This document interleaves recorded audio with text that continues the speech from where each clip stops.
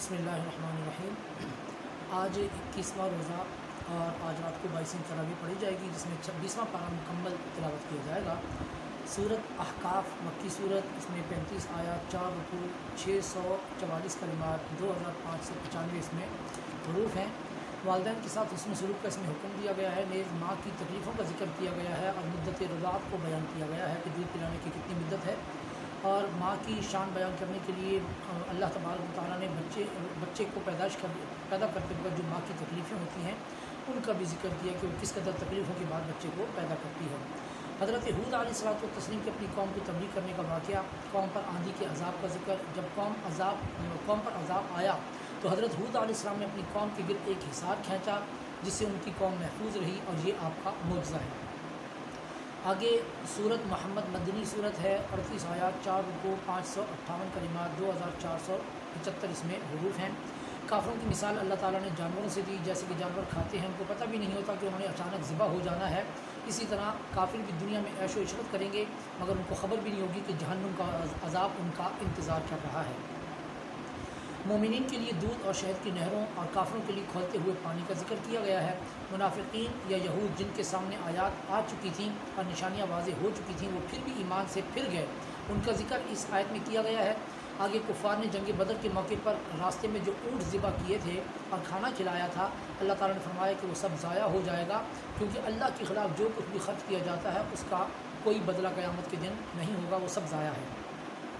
کلمہ پڑھ کر مسلمان ہونے سے گناہ ختم ہو جاتے ہیں۔ اس بات کا یہ مطلب نہیں کہ بحالت ایمان گناہ سے نقصان نہیں ہوگا، اس بات کی نفی کی گئی ہے کہ اگر بحالت ایمان گناہ کیا جائے گا تو اس کا نقصان ہوگا اور قیامت کے دن اس کا بدلہ دینا ہوگا۔ سورت الفتح مدنی صورت ہے، 29 آیات، 4 رکوع، 568 کلمات، 2559 اس میں حروف ہیں۔ اس صورت کی ابتدائی آیات حدیبیہ سے واپسی پر نازل ہوئیں۔ اس پر صحابہ کرام نے حضور نبی کریم علیہ الصلوۃ والتسلیم کو مبارکباد دی۔ حضور نبی کریم صلی اللہ علیہ وسلم بھی بہت خوش ہوئے۔ واقعہ کچھ یوں ہے کہ آقا دو عالم صلی اللہ علیہ وآلہ وسلم عمرہ کی نیت سے 1400 صحابہ کرام کے ساتھ یکم ذوالقعدہ 6 ہجری مکہ مکرمہ کی طرف نکلے۔ راستے میں کفار نے سمجھا کہ شاید آپ جنگ کرنے آ رہے ہیں، انہوں نے آپ کا راستہ روک دیا۔ اس موقع پر جو صلح نامہ تیار کیا گیا اس کے مطابق آپ کو اگلے سال آنا تھا اور اس سال واپس جانا تھا۔ نیز اس صلح نامے کی دیگر کئی شرائط کی وجہ سے مسلمانوں کے لیے بہت زیادہ فائدہ ثابت ہوا۔ مسلمانوں کو بہت تقویت ملی، بہت ساری فتوحات ملی اور ان کا سلسلہ شروع ہو گیا۔ اس وجہ سے مفسرین نے فتح سے مراد حدیبیہ لی ہے۔ اللہ تبارک و تعالیٰ نے فرمایا کہ اے محبوب، اللہ تبارک و تعالیٰ تمہارے سبب سے تمہارے اگلوں اور تمہارے پچھلوں کے گناہ بخش دے گا، اپنی نعمتیں تم پر تمام کر دے گا اور سیدھی راہ دکھائے گا اور تمہاری زبردست مدد فرمائے گا۔ یہ خوشخبری مسلمانوں کو اس صورت میں دی گئی، اس وجہ سے اس کو صورت فتح کہا جاتا ہے۔ اللہ نے اپنے محبوب کو اس آیت میں شاہد فرمایا ہے۔ شاہد کے معنی ہوتے ہیں گواہ، اور گواہ کہتے ہیں جو موجود بھی ہو یعنی حاضر، اور دیکھ بھی رہا ہو یعنی کہ ناظر ہو۔ اس سے پتہ چلا کہ آپ اپنی امت کے احوال کو دیکھ بھی رہے ہیں اور موجود بھی ہیں، اسی وجہ سے آپ کو حاضر اور ناظر کہا جاتا ہے۔ اللہ تعالیٰ نے آپ کو یہاں پر شاہد کہہ کر اس مسئلے کا حل پیش کر دیا۔ اللہ تعالیٰ نے 5 نمازوں میں تسبیح کا ذکر فرمایا، اور اس سے پہلے فرمایا کہ ایمان لاؤ اللہ پر، اس کے رسول پر، رسول صلی اللہ علیہ وسلم کی تعظیم کرو، توقیر کرو۔ پتہ چلا کہ عبادات سے پہلے ایمانیات ہے، اور آقا دو عالم صلی اللہ علیہ وآلہ وسلم کی تعظیم اور توقیر ایمانیات میں سے ہے۔ اگر ایمان مکمل نہ ہو تو عبادات بھی قابل قبول نہیں ہوتی۔ اللہ تعالیٰ ہمیں نبی کی تعظیم کرنے والوں میں شامل فرمائے، اور جو نبی کی تعظیم نہیں کرتے اللہ تعالیٰ ان لوگوں سے ہمیں بچائے اور ہمیں ان سے دور فرمائے۔ بیت رضوان کا ذکر اللہ تعالیٰ فرماتا ہے، اے محبوب جو تمہاری بیعت کرتے ہیں وہ اللہ سے بیعت کرتے ہیں، کیونکہ حضور کی بیعت اللہ کی بیعت ہے، حضور کی اطاعت اللہ کی اطاعت ہے۔ نیز اللہ نے حدیبیہ میں بیعت کرنے والوں کی بہت شان بیان فرمائی ہے۔ کچھ قبیلے بنی غفار، مزنیہ، جہینیہ، اشجع اور اسلم، جو کہ قریش کے خوف سے حدیبیہ والے سال آپ کے ساتھ جانے سے رہ گئے تھے اور سوچ رہے تھے کہ اب مسلمان واپس بچ کر نہیں آ سکتے کیونکہ قریش بہت طاقتور ہیں، جب انہوں نے دیکھا کہ معاملہ تو بالکل ان کی سوچ سے الٹ نکل آیا ہے تو وہ بہانے بنانے لگے کہ ہمارے گھروں کی حفاظت کرنے والا کوئی نہ تھا، اس لیے ہم نہ آ سکے۔ اللہ نے حدیبیہ میں جانے والے مومنین کے لیے فتح خیبر اور مال غنیمت کا وعدہ فرمایا۔ جب یہ لوگ خیبر کے لیے نکلے تو رہ جانے والوں نے معافی مانگی کہ ہمیں بھی ساتھ لے چلو۔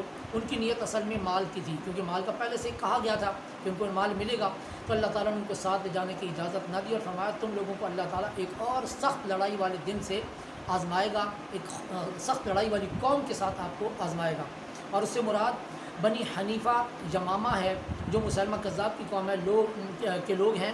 اللہ تعالیٰ نے ان کے ساتھ جنگ کے لیے ان کو آزمانے کے لیے رکھ دیا۔ حضرت ابو بکر صدیق کے دور میں ان کے ساتھ جنگ ہوئی۔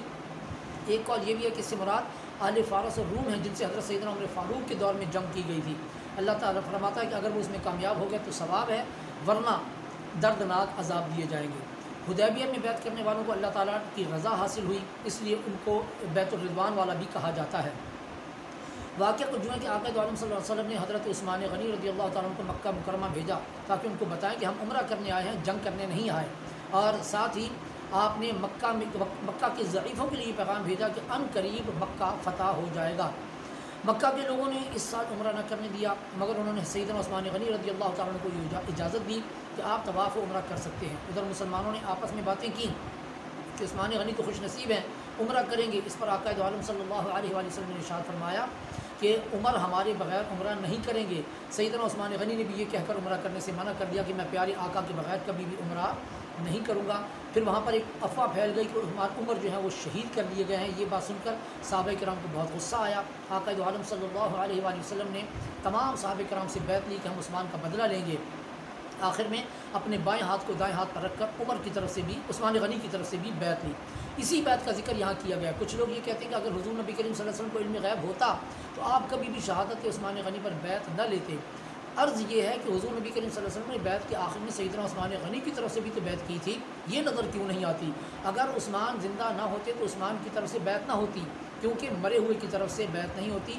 پیارے آقا نے عثمان غنی رضی اللہ تعالیٰ عنہ کی طرف سے بیعت کر کے بتا دیا کہ مجھے علم ہے کہ عثمان زندہ ہے، یہی آپ کا علم غیب ہے۔ جس چیز سے لوگوں نے پیارے آقا کا علم غیب رد کیا، اسی آیت سے پیارے آقا کا علم غیب ثابت ہو رہا ہے۔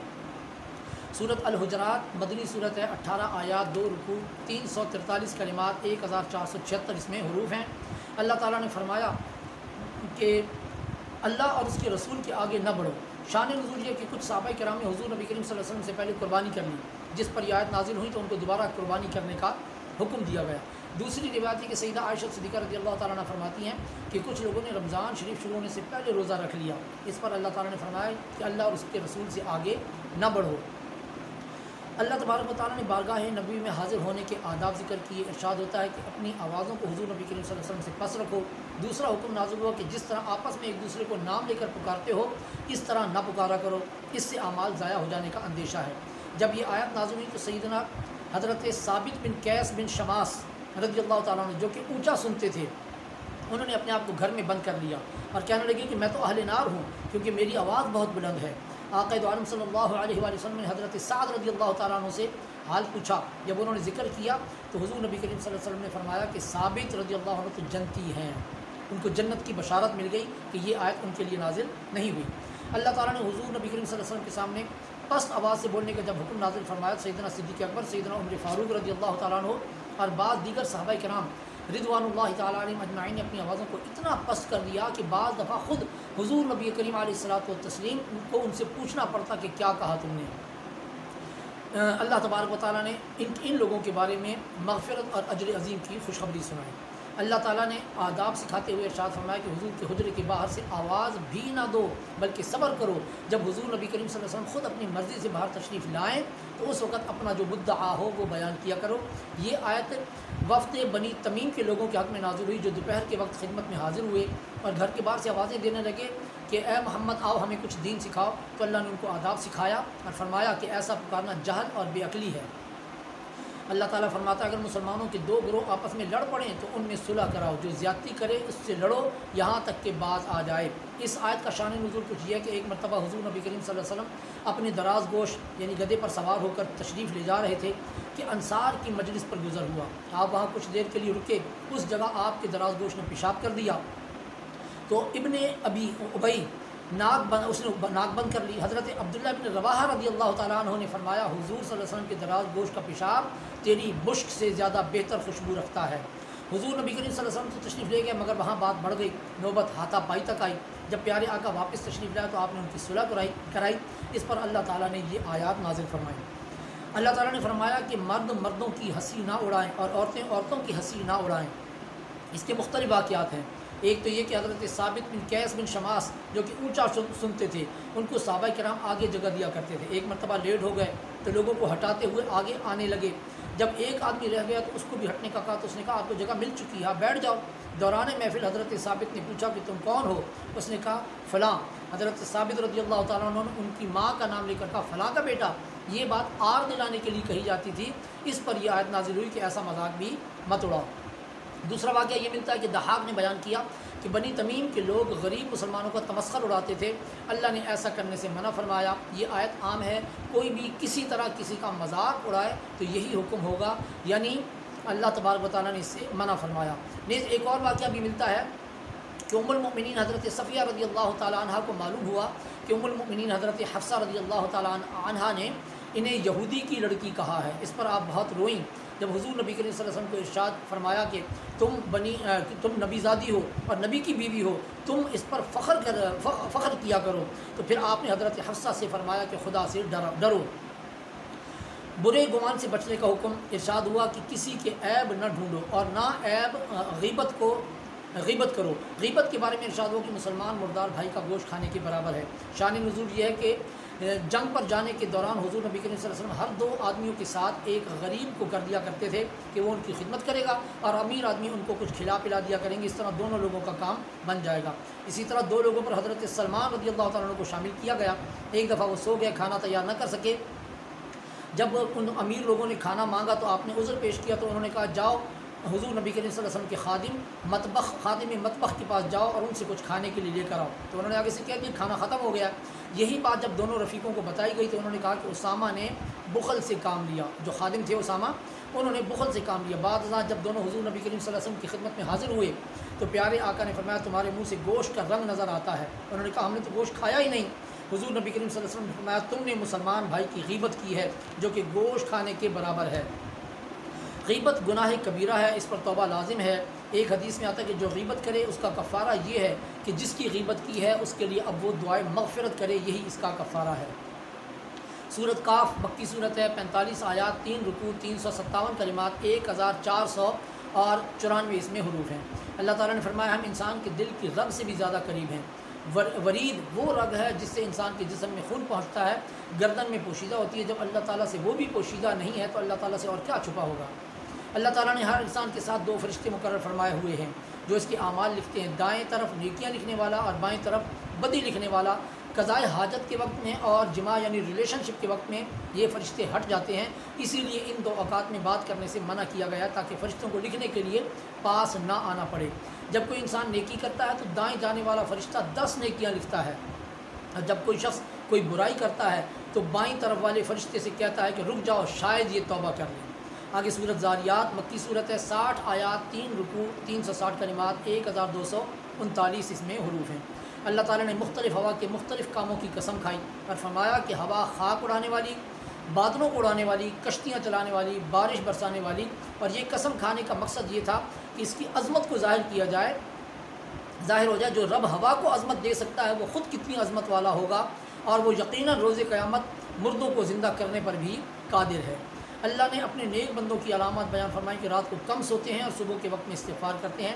سوال کرنے والوں کو اور جو ضرورت مند حیا کی وجہ سے سوال نہ کرے ان پر خرچ کرتے ہیں، اور یہ ان لوگوں کی نیک لوگوں کی نشانی ہے۔ آج کا بیان یہیں تک، اپنا خیال رکھیے گا، بیان کو آگے شیئر کرتے رہیے گا، کل ملتے ہیں نئے بیان کے ساتھ۔